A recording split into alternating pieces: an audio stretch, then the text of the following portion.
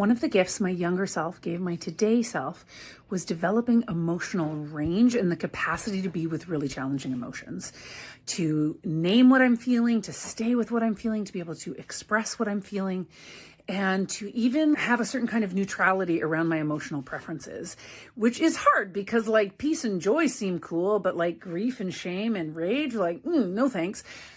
However, when I started to relate to these feelings like weather that comes through. Sometimes it's like weather you want, nice sunshiny days and like peaceful winds. Sometimes it's weather like big ass storms that feel like they're going to take you out.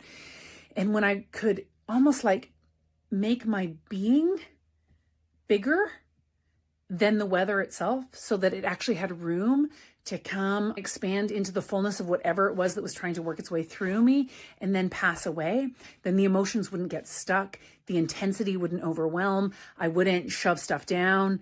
So it really expanded my ability to like handle life and to be in charge, not in control, but in charge of where I want to direct my attention and my energy, because I'm able to feel what I'm feeling and I'm able to move with it and learn from it and allow the challenging emotions that are there to arise.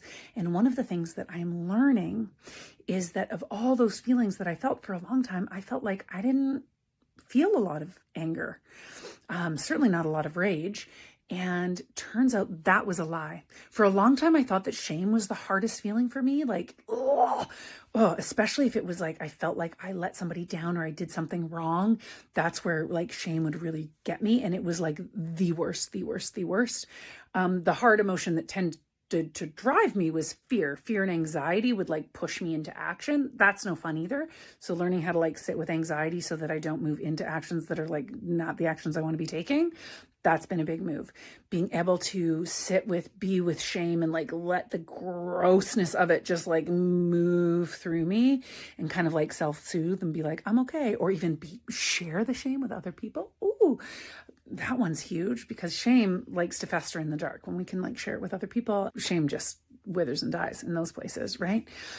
But anger, I don't know if it's like the dropping of my estrogen in perimenopause, where I'm just kind of like, don't want to put up with things, or stuff that felt tolerable is just not tolerable.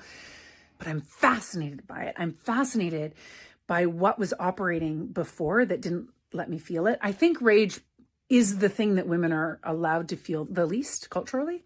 And so I didn't even know that I was like packaging that up and turning it into something else, whether I'd turn it into shame or turn it into sadness or turn it into something that felt easier to feel and deal with.